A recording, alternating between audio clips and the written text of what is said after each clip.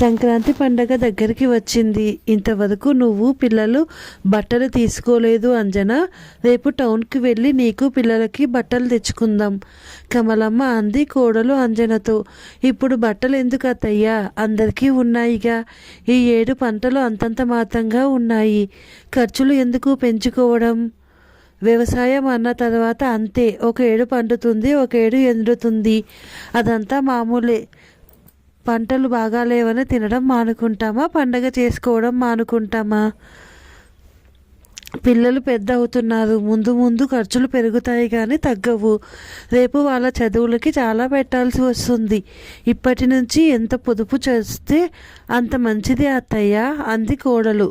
పొదుపుగా లేకుంటే మనమేం దుబారా చేస్తున్నాం అంజన. రేపు పండక్కి ఎక్కడెక్కడి వాళ్ళు వస్తారు. సరైన బట్టలు లేకుంటే ఏం బాగుంటుంది. మనకి ఉన్నా లేకున్నా పిల్లలకి లోటు చేయకూడదు. వాళ్ళు ఒకరి ముందు హుందాగా కనిపించాలి, కానీ చిన్నతనంగా ఉండకూడదు అంది అత్త. సరే అత్తయ్య, పండగ సరుకులు కూడా కావాలి కదా.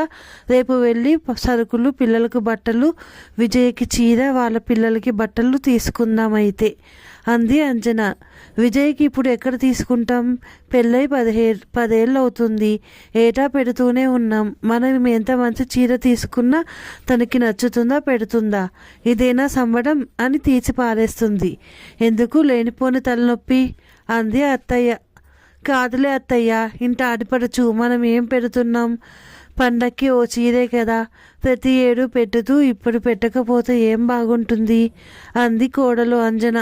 మరుసటి రోజు డబ్బు తీసుకుని అత్త కోడళ్ళు ఇద్దరు టౌన్కి వెళ్ళారు. పండుగ సరుకులు తీసుకున్న తర్వాత బట్టల షాప్కు వెళ్ళారు. పిల్లల వరకు బట్టలు తీసుకున్నారు. అంజన తీసుకోలేదు. అంజన, నా మాట విను, నువ్వు ఒక చీర తీసుకో అమ్మా. వద్దు అత్తయ్య, నాకు చాలా చీరలు ఉన్నాయి. నూలు కాదాలు ఉంటుందా?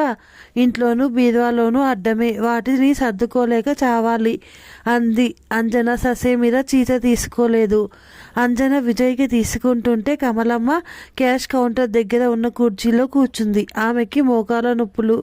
విజయ్ చీర అయిన తర్వాత అంజన కాటన్ చీరలు ఉన్న చోటుకు వెళ్ళి చిన్న చిన్న పువ్వులు ఉన్న 2 నేత చీరలు తీసుకుంది. ఇలా రా అత్తయ్య, ఇవి చూడు, బాగున్నాయి నీకోసం. ఈ 2 చీరలు తీసుకున్నా అంది అంజన. నాకు వద్దు అంజన, ఇప్పుడు నాకు ఎందుకు వద్దొద్దు అంటూ కమలమ్మ వడివడిగా లేచి వచ్చింది. అవి లోపల పెట్టమని చెప్పడానికి. ముందు ఇవి చూడు అత్తయ్య, ఇవి నీకు బొత్తిగా లేవు చీరలు. రోజువారీ కట్టుకోవడానికి ఉన్నాయి, కానీ దాపుడికి ఏమున్నాయి? రేపు ఏ పెళ్ళికో పేదంటానికో వెళ్ళాలన్నా, పండగకో పబ్బానికో వెళ్ళాలన్నా ఏం కట్టుకుంటావు? ఇంటికి పెద్దదానివి, నీకు మంచి చీరలు లేకపోతే ఏం బాగుంటుంది? నిన్ను కాదు, మమ్మల్ని అంటారు ముందు. నువ్వు బాగుండాలి అంది అంజన. కమలమ్మ వద్దు వద్దు అంటున్నా ఆ 2 చీరలు ప్యాక్ చేయించింది. తర్వాత భర్తకి లుంగీలు, టవళ్ళు తీసుకుందామని మరొక కౌంటర్ దగ్గరికి వెళ్ళింది అంజన. చెప్పిన మాట వినవు కదా? కమలమ్మ విసుగ్గా అంటూ వచ్చి కౌంటర్ పక్కన ఉన్న అదే కుర్చీలో కూర్చుంది. అమ్మ, మీరు వరుసకి అత్త కోడల్లా? నిజంగా అత్త కోడల్లా? కౌంటర్లో కూర్చున్న వ్యక్తి ఆసక్తిగా అడిగాడు వీళ్ళ సంభాషణ గమనించి. ఆయనకి ఇంట్లో తన భార్య, తల్లి నిత్యం పడే గొడవలు తలుపుకు వచ్చాయి. ఏం అత్త కోడళ్ళు బాగుండకూడదా? ఆమె నా కొడుకు భార్య, నేను ఆమె భర్త తల్లిని. మీ సొంత మేనకోడలా అని అడిగాడు. కాదు, పరాయి పిల్లే. అయితేనేం, మంచి ముత్యం. అతను విస్మయంగా చూశాడు. కమలమ్మకి ఆ సమయంలో తన అత్త కమలమ్మ భర్తతో కాపురం సొగసు గుర్తుకు వచ్చింది. తనకు పెళ్ళయి 42 ఏళ్ళు. తన 16వ ఏట పెళ్ళయింది. భర్త కాంతయ్య తాగుబోతు. 15 ఎకరాల పొలం ఉంది.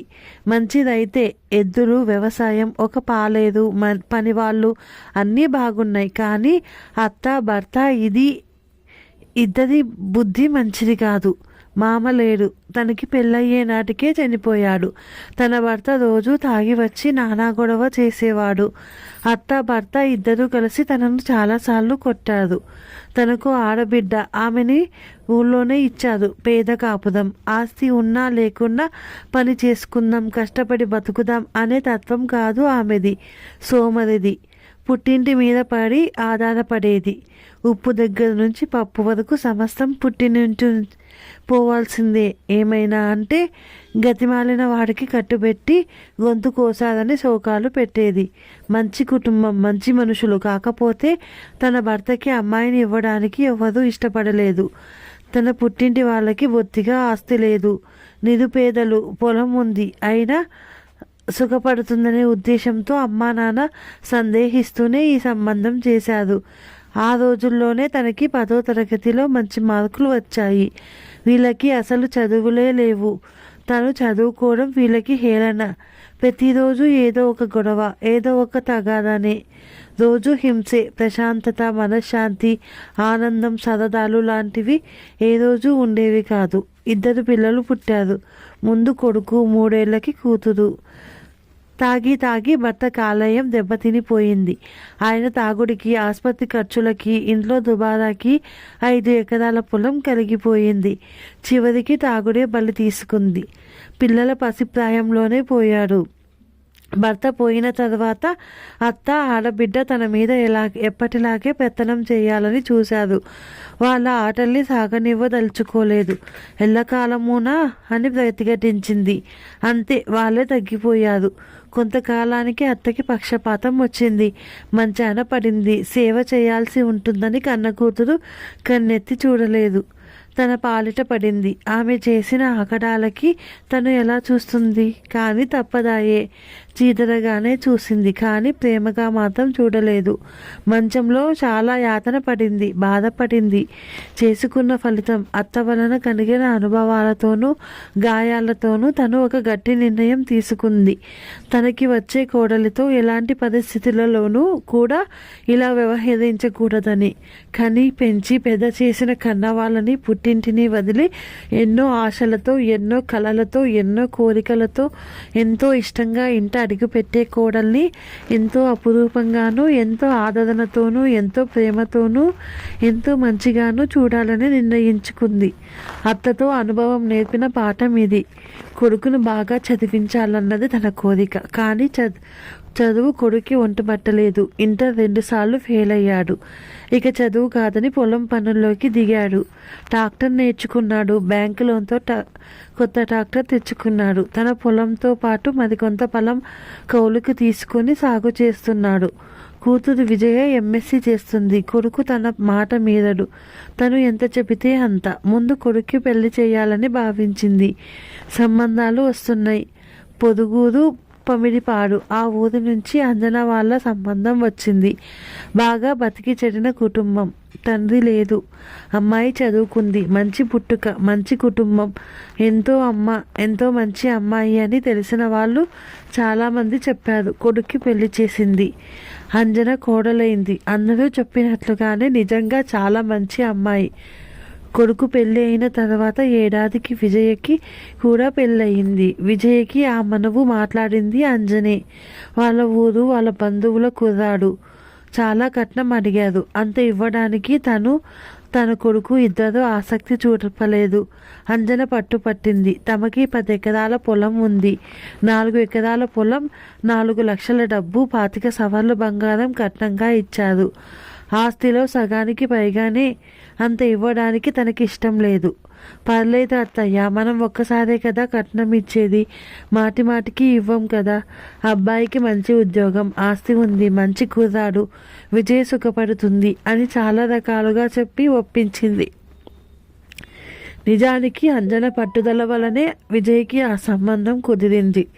అల్లుడు మంచివాడే. కూతురు విజయ మీదనే తనకు అసంతృప్తి. వాళ్ళు ఆస్తిపరులు. అల్లుడికి పెద్ద ఉద్యోగం, దేనికి లోటు లేదు. పోల్చుకుంటే తమకంటే వాళ్ళకి 10 రెట్లు ఆస్తి ఉంది.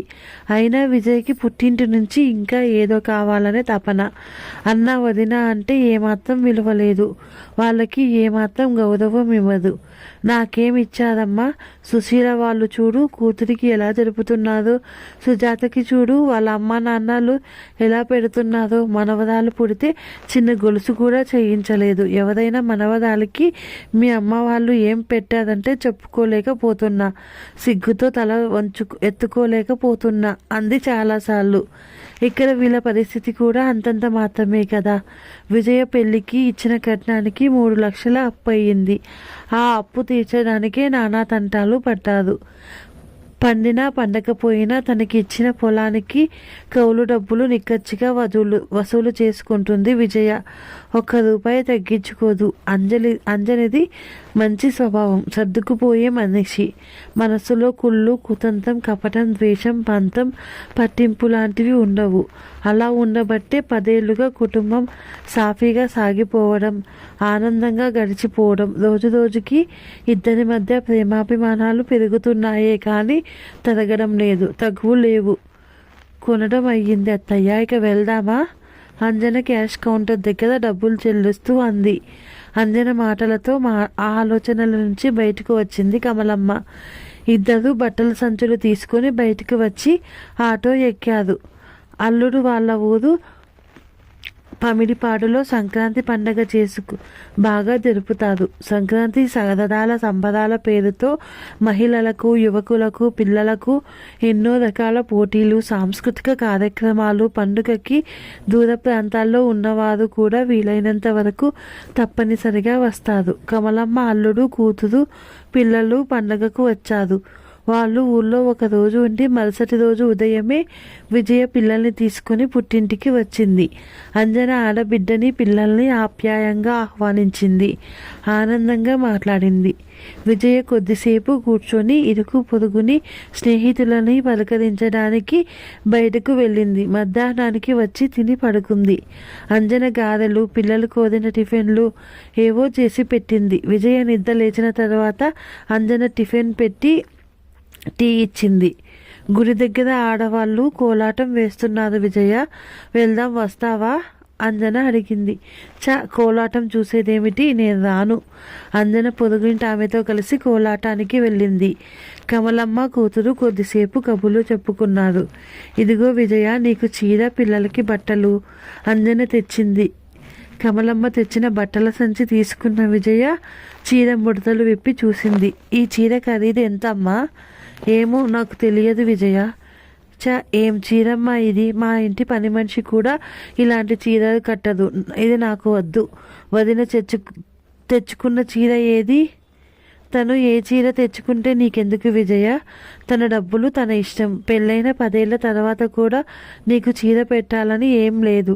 ఏదో గౌరవంగా పెట్టేదానికి చాచి అంటే ఎలా? కమల కోపంగా అని అంట్లు తోముకోవడానికి దొడ్లోకి వెళ్ళింది. విజయ టీవీ చూస్తూ కూర్చుంది. అంట్ల పని ముగించుకొని వచ్చిన కమలమ్మతో అంది విజయ. పండక్కి ఏం పిండి వంటలు చేస్తున్నారమ్మా? మీ అల్లుడికి నేతి అరిసెలంటే ఇష్టం. మీ మనవరాలకేమో లడ్లు కావాలట. మనవడికేమో సున్నుండలు, కజ్జికాయలు ఇష్టపడతాడు. ఈ స్వీట్లన్నీ సన్నకార పూస కూడా చేయమ్మా. కొద్దిగా ఎక్కువ చెయ్యి. మా అమ్మమ్మ పంపించిందని పిల్లలు 10 రోజుల పాటు తింటారు. నాకు అన్ని చేసే ఓపిక లేదమ్మా. ఏదైనా ఒకటి చెప్పు, చేస్తా. అసలు ఏం చెయ్యొద్దులే. పోనీ ఎందుకు లేనిపోని చాకిరి? కూతురికి చేసి పెట్టడానికి కూడా ఏడ్చే తల్లిని నిన్నే చూస్తున్నా. అందరు తల్లులు అడగకముందే ఎంత ఇష్టంగా చేసి పెడతారు పిల్లలకి. నేను నోరు తెరిచి అడిగినా కూడా చెయ్యను అంటున్నావు. డబ్బు పరేస్తే మాకు సిటీలో దొరకవా ఏమిటి అంది. దొరికితే కొనుక్కోండి విజయ, ఎవరొద్దన్నారు? అడగడం ఎందుకు? చేయలేదని నిష్ఠూరపోవడం ఎందుకు? ఇప్పుడు ఎవరు నిష్ఠూరపోయారు? నిష్ఠూరం కాక ఏమిటి? ఎవరి కాపురాలు వాళ్ళవి అయ్యాయి. ఎవరి తంటాలు వాళ్ళు పడుతున్నారు. మీ అన్నయ్య సంపాదనతో ఇల్లు జరిగేదే కష్టం. మీ ఆయనలాగా వాడికి ఏమైనా ఉద్యోగం ఉందా? కావాలంటే డబ్బు ఇవ్వనా ఏమిటి? మాకెందుకు ఊరక అంది విజయ. నువ్వు డబ్బు ఇవ్వడం, మేము చేసి పెట్టడం ఎందుకు? ఇదంతా సిటీలోనే కొనుక్కోండి నిర్మాహటంగా అంది కమలమ్మ. నాకు చేసి పెడితే కోడలు ఏమైనా అంటుందని భయపడుతున్నావా? లేకపోతే ఆవిడ గారి మీద ప్రేమ కారిపోతుందా? నీకు కన్న కూతురి కంటే పరాయి వాళ్ళ కూతురే ఎక్కువైపోయింది కదా మరి అంది విజయ. పరాయి వాళ్ళ కూతురు అయితేనేం ఏమిటట? నేను ఈ ఇంటి కోడల్ని, అంజనా ఈ ఇంటి కోడలే. ఆడపిల్లకి పెళ్ళైన తర్వాత ఇక ఆడపిల్లే కానీ ఈడపిల్ల కాదు. మెట్టిల్లే వాళ్ళ ఇల్లు, పుట్టిల్లే పరాయి. రేపు నా ముసలితనంలో ఒకవేళ మంచంలో పడితే నా కంచంలో కూడు వేసేది అంజననే కానీ నువ్వు కాదు. ఎప్పుడైనా చుట్టపు చూపుగా వచ్చి పలకరించి పోతావేమో. ఉన్న ఊళ్ళోనే ఉన్న మీ మేనత్త కన్న తల్లిని ఏం చూసింది? రేపు నువ్వు అంతే అంది.